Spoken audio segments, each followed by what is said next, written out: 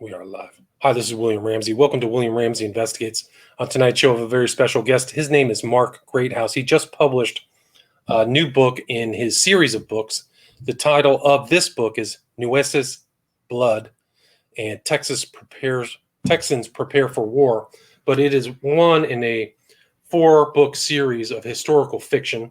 The earlier books were published fairly recently. One is, the most recent is Nueces Deceit, The Strip Gives Up Its Evil.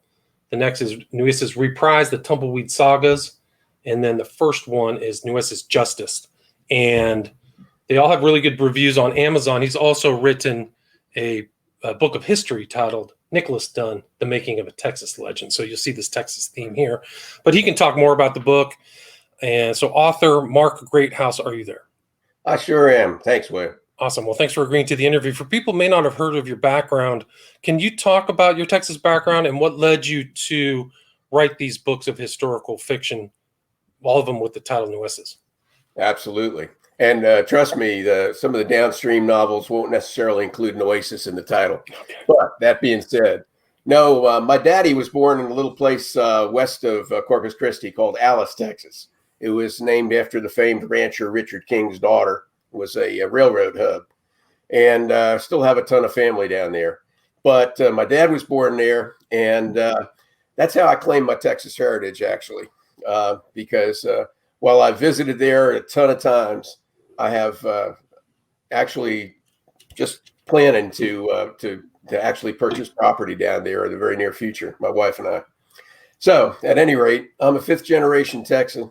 We got an ancestry that just grabbed my heart. Once I got done with a long business career, I got involved in a lot of business organizations. I was what they call an angel investor, doing private equity investment. I did some entrepreneurship, worked the corporate career ladder for a couple dozen years.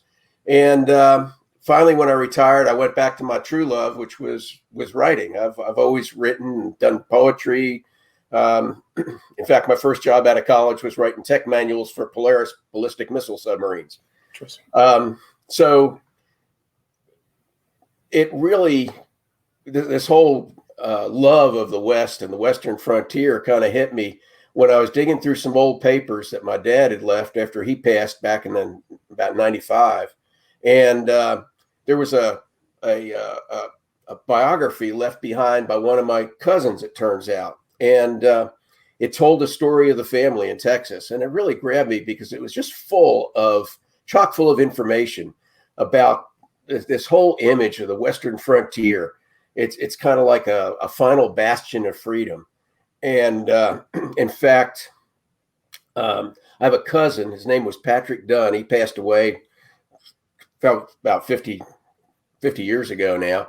But he owned North Padre Island, which is just east of Corpus Christi, Texas. He raised cattle across 75 miles of that island.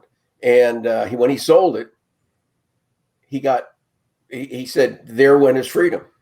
The idea of having land and cattle, it was about the individual character of the frontier and the people that pursued it. So it grabbed me, William. It grabbed me deeply. The characters that I'm able to draw from my actual family that grace the pages of the fiction are like the heroes and the protectors, knights errant, if you will. And you combine that with my own Texas ancestral heritage. It's these essences of freedom coupled with tenacity and ruggedness, rugged individualism, bravery of the settlers of the West. It intrigued me enough to really lead me to immerse myself in writing Westerns. I mean, gotcha. And so this takes place in that area, right? North Padre Island, very close to the Mexican border, Corpus Christi. Yeah, it's called the Nueces Strip. It goes from Laredo all the way to Corpus Christi, Laredo on the Rio Grande, north to a place called Uvalde, and then south to Brownsville. So it was at one time even called the Wild Horse Desert. But it's named the Nueces Strip because the northern border is on the Nueces River, Nueces Bay. Nueces, of course, being the Spanish word for nuts, owing to the pecan trees that were prolific. Gotcha. Yeah, it's kind of famous for that. Isn't that area still Oh, famous? yeah. And your books are set at a certain time frame, correct? Yeah. The first six, there's actually going to be 7 in the series. They've all been written. It's just release dates now. This a 5th one's coming out in September. The first 6 books occur in a time window that starts at 1856 and goes to 1865, the end of the war between the states. By the way, in Texas, they don't call it the Civil War. Right. And then the final book in the series skips 20 years and brings the legend of the protagonist, a Texas Ranger named Luke Dunn, to a close. And notably, Dunn is the family, my ancestral family name, goes back to 5 brothers who immigrated from Ireland between 1845 and 1867. And one of them, Nicholas Dunn, came as a 15-year-old. He's the one that the biography is based upon. He arrived in 1850 as a 15-year-old young man, built a life. He drove cattle. He became noted as a Comanche fighter. He had a ranch that was in excess of 15,000 acres, raised longhorns, speculated, married the love of his life, had 9 kids. He was heart and soul of that whole Corpus Christi, Alice region. He was larger than life in many respects. It's kind of like the classic immigrant makes good story, comes off the ship and adapts. I mean, in that area too, it was after the Alamo was 1836, so you're just kind of seeing the Mexican-American War finish, and the Indian Wars are still taking place, correct? Those happened. Oh, absolutely. In fact, the protagonist, his history is he arrives in America in about 1854. He rides with a Texas Ranger named James Callahan, who's trying to clean the Apache out of South Texas. Gets into all kinds of trouble. But that ultimately leads Dunn to become a Texas Ranger. And his mission then is, and keep in mind, he came out of Ireland in a situation where the British were very oppressive. The potato famine was going on. It was a created famine. Oh my goodness, was it ever? And the cash crops were sent to England, and the potatoes were left to rot. And he escaped that. It was a lot of rebellions going on, and his father said, "You're gonna go." And so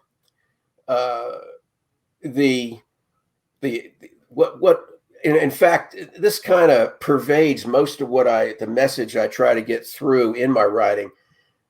And I heard a television personality use these words, and I went, "Wow, did he ever nail it?" The West, Texas in particular, was settled by what I call second chancers.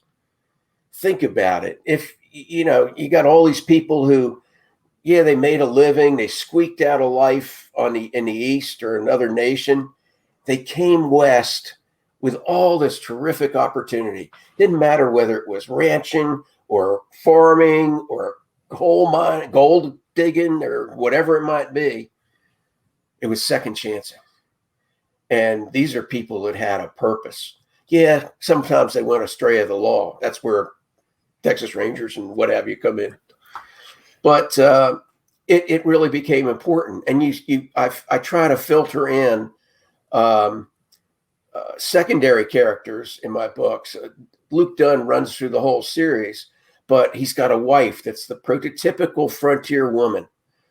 She's courage and toughness and resourcefulness and the independence that's so necessary to thrive. She's not above shooting a Comanche or a bandit. And of course, they lived through the Civil War and the foragers and all the stuff that goes on around where they're living there near Corpus. I've got a Comanche chief, a guy named Three Toes, kind of a cool name. He's inadvertently captured by the protagonist, by Luke Dunn, and they develop a friendship. And Three Toes senses what's going to happen as to his people. And so he's trying to learn from Dunn. And that whole story of how he gets on and begins to recognize the destiny of his people and understand what the white man's going to do becomes an important part of the story. And then there's a redemptive aspect. I've got a woman named Scarlet Rose. She's also referred to as the Laredo Whore. She runs afoul of some bad influences and escapes. And our hero on the redemptive side sees promise and helps her escape from her profession, if you will. And over the course of the books, she's redeemed and becomes successful. She gets married and a family and what have you. So, and importantly, I feel that what's a key thing to be delivering through this, and I think we see it in a lot of literature, but I like to think Western genre really captures it, William, is an underlying intellectual honesty. Punches aren't pulled. I mean, the language of the era was what it was. And you got to put it in perspective too. I mean, I think when you place yourself in those environments, just going from San Antonio, say, to Corpus Christi, today it's a 2-hour drive. Zoom, you're 75, 80 miles an hour on the interstate. Right. Back then, man, you're on a wagon, man. You're lucky to do 25 miles a day. Right. And a very hot temperature, very difficult, hard scrabble environment back then, for sure. That frontier was a real frontier. Yeah. So I find it in my heart of hearts and my purpose for really attaching and immersing myself in the Western genre is I've got a part of me that's always sided with education. My wife and I homeschooled our boys. We're very fortunate. They went to college, both graduated from college, did real well. One's a software engineer, the other's a logistics guy for a trucking company. They're doing, so proud of them, Eagle Scouts, the whole 9 yards, athletes, what have you. I've spent about 8 years teaching business courses at a local college, and I saw the products coming out of schools, and it was deep concern, just a deep concern. And so I felt, and I served on a local school board. That was really eye-opening.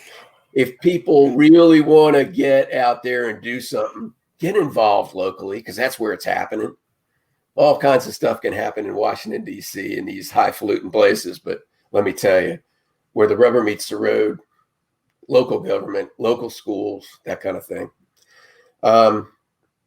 I recently attended, I'm a member of the Western Writers of America, and I recently attended their convention in Loveland, Colorado. It was probably one of the best conventions I've ever been to in terms of meeting people and learning about my craft and things that are going on in the industry. And it's a real concern. Censorship is huge. The Homestead Foundation, they have a Homestead Foundation in the Western Writers of America. It's a wonderful organization. They're putting together videos and curricula for elementary schools right now, focusing on schools west of the Mississippi, but ultimately basically teaching history in a way that excites and motivates and grabs younger, elementary age kids. And then they're very concerned with censorship. You've got with these big publishers in New York, you have what you call sensitivity readers, making sure that authors don't, say the wrong thing and all that kind of stuff. So I've been active with them. I write monthly op-eds for a local newspaper on all sorts of topics, national debt, inflation, the public education problems, cancel culture, you name it. And then, one of the things I dare not fail to mention today is that my publisher, Defiance Press and Publishing, is holding this Thursday night in the Woodland Woodlands Marriott Waterway Hotel north of Houston, a rally against censorship. They're bringing in Arizona Sheriff Joe Arpaio as a featured guest, and all the stable of Defiance Press authors are going to be there. Starts at 7:00 on Thursday evening. Is Defiance located in Texas? Yes, they're in Conroe. Okay. Yep. Yeah, Makes sense. About 40 minutes north of Houston, actually. Gotcha. Well, it's an important subject. I mean, I think I've felt it myself. I just walked away from Facebook and Twitter. I don't even want to be canceled. I don't even want to be conditioned. I'm just done with that. I don't know how other people can put up with that. Facebook, can you be canceled? What's that? If you're not on Facebook, can you be canceled? No, not by them. I mean, I could probably be canceled somewhere else, but at least I won't get canceled by Zuckerberg. When you think of the weapons they have, doxing and narking and all these terms they have now, I refer to it as the cult of wokeness. Yes, it's a religion. It's like a postmodern religion. It seems to be. But going back to the books, probably the impetus, as I mentioned earlier on, was a cousin who wrote a little biopic of the family, about 35 pages, registered with the Texas Historical Society and all that sort of stuff. But he was a railroad man at heart. He started out 18 years old as an entrepreneur. He was a teamster, hauling rails and ties for building railroads in Texas. Him and his brother. That played out, and he went and was a supervisor building the Panama Canal. Oh, fascinating. And he was one tough guy, man. I mean, the stories he writes about his experience on the canal. Well, I'm finishing up another biography that is about him. But he went on to work the Nickel Plate Railroad up in Terre Haute, Indiana, and then returned to Texas, became an oil man. Wow. So the family, though, is full of those kind of stuff. I had a cousin, Red John Dunn, who spent part of his life as about 10 years as a Texas Ranger, got acquitted twice for murder because it was part of his Texas Ranger duties, and then became a dairy farmer. He was a vigilante for quite a while. All the rough life and conditions that went on at the time. And it's interesting. He wrote an autobiography that was edited by his daughter, whose pen name was Lilith Lorraine. Her actual name was Mary Maud Dunn. By the way, she married a cowboy named Cleveland Wright, so her married name was Mary Maud Dunn Wright. But let's leave that alone. Right. But she was a famed, wrote science fiction novels, and was a famed poetess and a suffragette who was on J. Edgar Hoover's watch list. Wow. And she, in writing the preface to Red John's book, challenged readers to think, well, this is the 1930s. If you lived back in the 1800s, would you have comported yourself as well? How would you have responded? And I challenged my readers the same way. This was real life. I mean, we're not talking tulips and buttercups here. Right. Super hard Scrabble. And goodness. Conflict all over the place, and independent from the other states in the Union. Just all kinds of things happened. The Civil War. I mean, what was the Civil War like for Texas at that time? If you cover that. Yeah. Well, keep in mind at the time, about 30% of the Texas population was slaves, roughly 180,000. Pretty sizable. They were fearful, like many southern states were, of revolt. You had pockets of resistance to slavery. The German immigrants in particular, who were also very much against secession. But in the part of Texas I write about, the southern part, there wasn't a lot of call for slavery. I have to admit that my great-great-great-grandfather, Nick Dunn's father, actually raised cotton, and he had some slaves. Nothing to be proud of, certainly. And I think it's kind of interesting that it really wasn't the most economically feasible way to operate a farm. But at any rate, Texas, I mean, I had one cousin, his name was Michael. He went out to be a translator for a patrol of Confederate troops who were chasing after some cattle rustlers. And he went out under a flag of truce, tried to negotiate with the bandits, the rustlers. turned to go back to join the troops, they shot him in the back on his way back. There's a guy 25 years old. It was what they faced. But overall, I mean, Corpus Christi, you had a Union schooner sitting out in Corpus in the Gulf, every once in a while lobbing cannonballs into Corpus Christi. Most of the time they give warning, but that's what they faced. You had foragers from the Union side and the Confederate side passing through at different times. And, you just did your best. But I think overall, I mean, another interesting thing was my great-great-grandfather, John Dunn, he actually ran caravans of cotton down the Texas coast through Brownsville and down to Matamoros to send out to get around the Yankee blockade. Right, because even though the whole Gulf of Mexico was blockaded, correct? Oh my goodness, yeah. So it was white gold, they called it, the cotton, but it was part of the economy.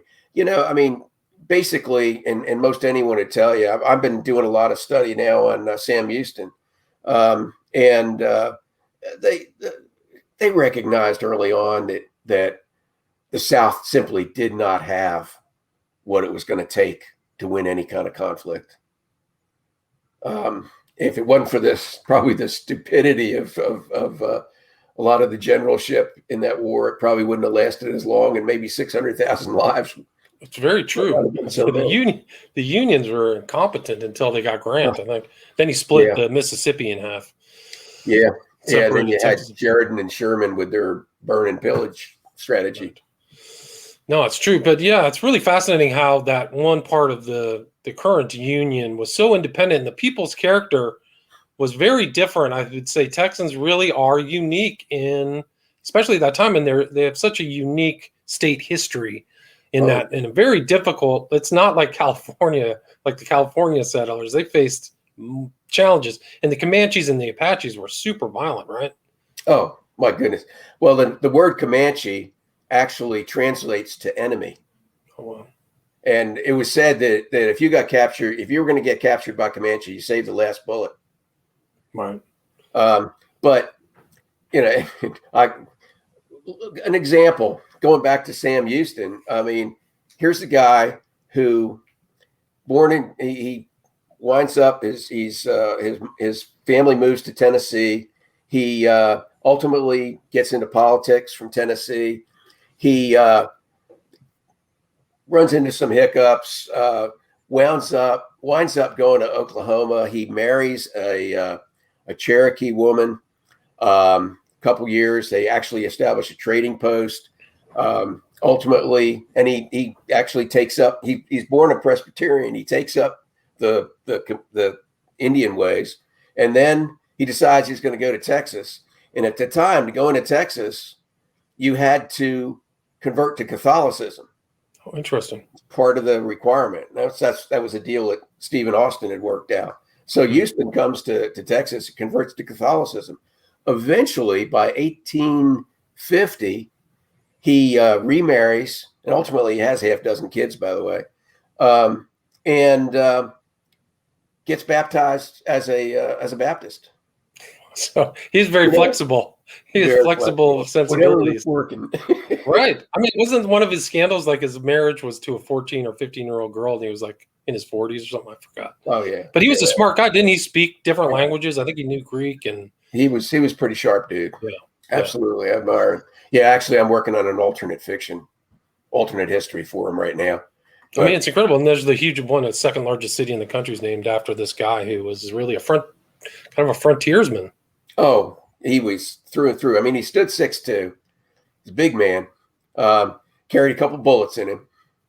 As time went on, you recall when Santa Anna surrendered at San Jacinto, Houston was basically lying under a tree, had been shot, and had a bullet in the leg, and he still had the coolness to deal with Santa Ana when they brought the dude in. Right.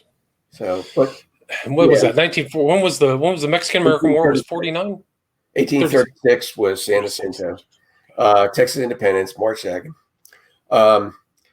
And then you had that 9-year hiatus before statehood in 1845. 46 was the Mexican-American War, Zachary Taylor and all that. And a lot of people came out of that. There were some awesomely famous Texas Rangers and what have you that guys like Jack Coffee Hayes and Ben McCulloch and Rip Ford and guys like that helped bring peace to Texas. Keep in mind, Texas was economically a disaster. This was long before the oil boom.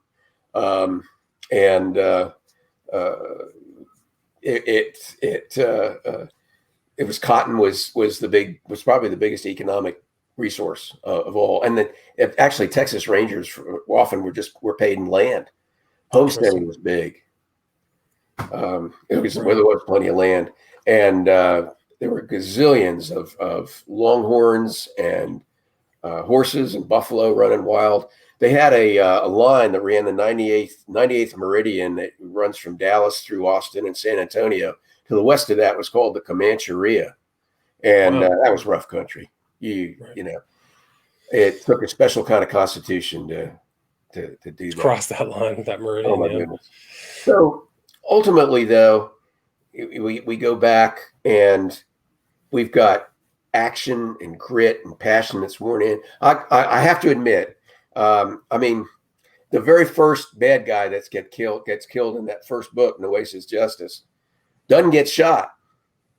He's got a gun drawn down on him, but what gets him is a rattlesnake. Right.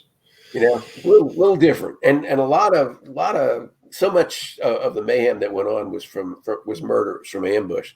I have to admit that there's probably a little bit of sex, enough to make a church lady blush, maybe a little bit, but not overdone, because that was also part of it. You know, you go to McMurtry's Lonesome Dove, and good Lord, you can't even leave that topic alone. Right. I mean, weren't there a lot of like ladies? I guess whorehouses is one way to term it. Yes, there were. Right. Yeah, sad.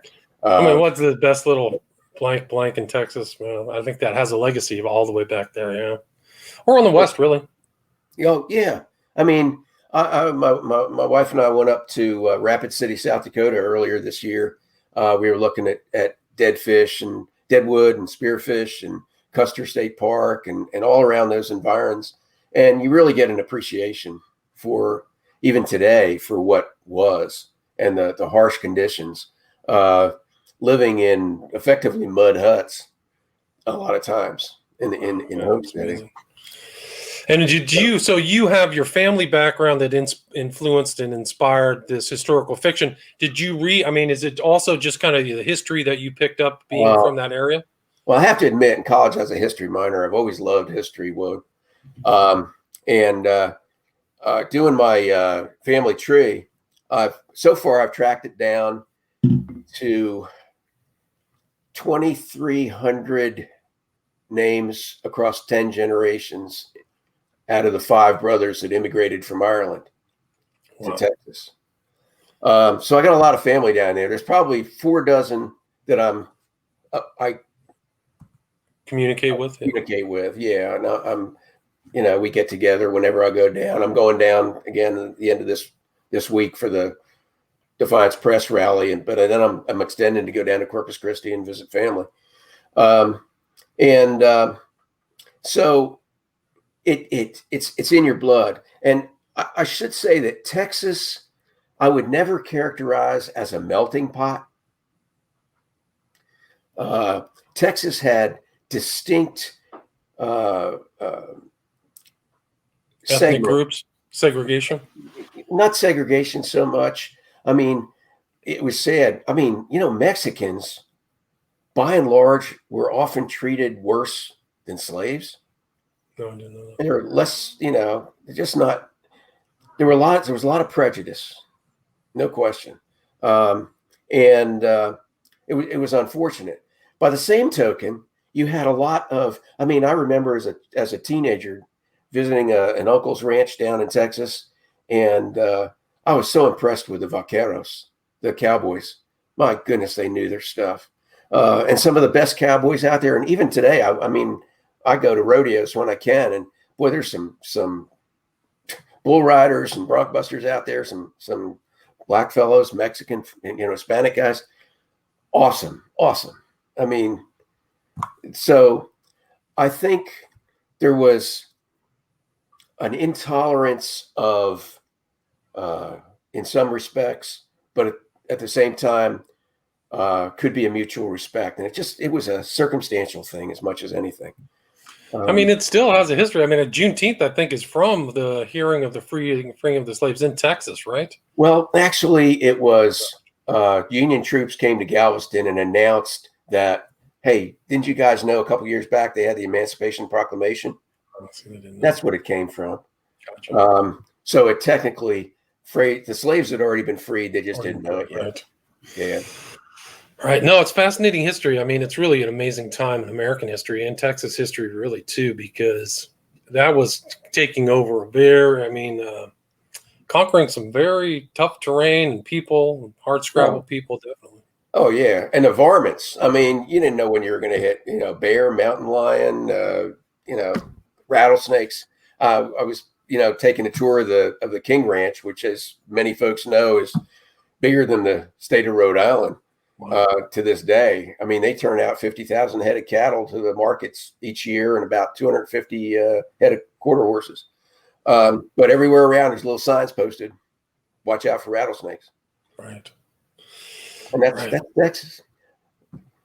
And these days, I know I've got a lot of my family down there.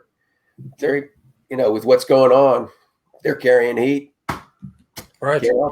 Yeah, no, it's Texas. I've been to Texas. I know the attitude still pervades to this day that came from the 19th century. There's definitely the sensibility, the way they drive, act. They drive friendly, don't they? What's that? They drive friendly. They're very friendly, but there's a code of honor. There's definitely a Texas code of honor. Oh, yeah. And I don't upset that. Well, back when the masks were so prevalent, I actually got a hold of a mask that was emblazoned with "Don't mess with Texas." Yeah, no, it's the truth. Pretty much. Of course, that was designed for picking up litter on the highways, but don't mess Texas. So whatever. Right. Well, I mean, even the driving in Texas, the attitude is like, this curb is impeding my movement over to that road, so I'll just go over the curb, drive my truck over that. You don't see that in other states. The left lane is for passing only. If you're hanging in that left lane, you're going to get pulled over. Yeah, well, that's the way you're supposed to drive all over the country. It doesn't. Well, yeah, but that's a whole nother area. I know. Let's get back to the books. So, where's the best place to pick up these books? So, you have a 7-part series. That's 4 are out now. Right. The first 4 are out. The 5th one comes out in October, and that'll be Nueces Grit. And they're available from online, in print, e-audio, and ebook from Amazon, Barnes & Noble, most popular booksellers. You can go directly to the publisher at defiancepress.com. And if people can catch me on the move around the country, they call me, my nickname down there is Tumbleweed. Gotcha. My good cousin Jim gave me that one. He said, every time you come down, you just bounce from place to place like a tumbleweed. Hey, that's catchy. All right. Stuck, yeah. And so the first one is Nueces Justice, right? So that would be for people to start the saga, 4 parts of it. Yeah, you probably can learn a lot of history through just reading that. I mean, we talked in the pre-show about how these other books are important, They are. It's a core that goes through the times. I make a lot of references to historical events. There's things that go on down there that are so interesting. They're almost too unbelievable to be made into a movie or anything like that. There's a thing occurred in 1875 called the Good Friday Raid. And basically some Mexican bandits kidnapped a bunch of people and stole very expensive saddles and killed a few people. And they actually kidnapped some members of some of my ancestors and a whole bunch of my family. They put together a posse. Wow. And they went after him. So that stuff really did happen. I mean, right. They rescued him. Movies. Right. And then you also have the nonfiction book too. So if people are interested, Nicholas Dunn, yeah. And then you have another nonfiction coming out, so people can kind of keep an eye on biographies. And then, sorry, please go ahead. Well, I was just going to say, where's the best place for people to reach out to you if you have social media or email? All right, yes. You can get on my website at tumbleweed.me. And I've got a gazillion videos if you want to wade through them. They're 4 or 5, 6 minutes a piece, different topics. Mostly, there's always some book promotion going on. I have a Facebook page at Tumbleweed Sagas. So you've got a Facebook page too. Gotcha. So this is your website. Let's see if I can I'm afraid. Yeah, there you go. And and I do include some occasional posts that are taken from my videos. One of the things that came out of that convention I mentioned of the Western Writers of America was that censorship is a culture killer. It is. When you remove a culture's stories, you remove the history. It's like talking about the philosopher George Santayana, who said, those who fail to understand history are doomed to repeat it. Well, here we go. Yeah, I mean, it's part of a larger thing. It's not only just censoring it. They're really the modern book burners and really terrible human beings who really are interested in censoring. And they want to replace actual historical fact with fake kind of stuff that they write. So it's really profoundly. You remember the movie? Remember the movie Fahrenheit 451? Yes, very much so. Yeah. I remember the book too, Ray Bradbury. Right? Oh, yeah, Ray Bradbury, right. And so where's this, to say again, where this against censorship, the Defiance Press is having an anti-censorship That's meeting. at the Woodlands Marriott Waterway Hotel. It's north of Houston. And it's at 7 p.m. on Thursday evening, the 29th. 29th, gotcha. And there's going to be beverages, hors d'oeuvres. You get to meet, you get your picture taken with Sheriff Joe Arpaio. There'll be other authors there. I'm really looking forward to. There's several of Defiance Press authors I haven't met yet, and I'm looking forward to that. And the Defiance Press founder, Dave Roberts, of course, will be there. Great individual. Really love Dave. And it's just. The idea is to point up what we're faced with, and I've gotten involved with the Western Writers. I think our next convention surely will, which will be in June of next year in Great Falls, Montana. Surely is going to have a segment that's going to deal with censorship. That whole idea of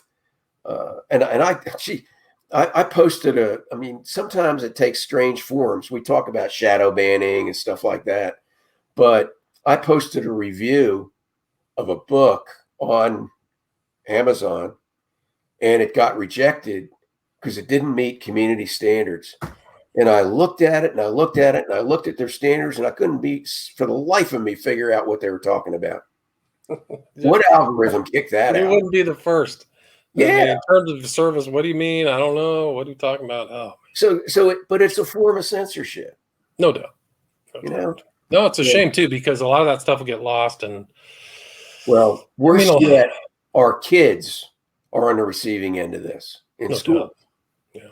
Yeah. We're all being conditioned. And that's really the sad part of it is some of the kind of people who may not be more hard-headed would allow this to happen. And it's a trend that's a monstrous trend. It leads to awful things. And history could tell us that. So first you gotta be willing to look at history. That's true. Well, here's the thing. Maybe people can learn from the history in your books of tough, independent people who face challenges and overcome them and learn from that and integrate those into today's world. And then ask themselves, would you be able to overcome? Can you overcome today? Right. That's a good question. Some people I don't think can. So again, the author's name is Mark Greathouse. The book that he's just putting out is Nueces Blood, but it's a 4-part books that have been put out. You can get the audiobook. There's just going to be a 7-part series. And there's also, if you're interested in nonfiction book, one published and another one to come out soon. So keep an eye out for Mark Greathouse. Thank you so much for your time. William, thank you so much. Enjoyed it. It's been a pleasure. Yeah. Great. Great talking with you. All right. Don't go anywhere. Let's just do this.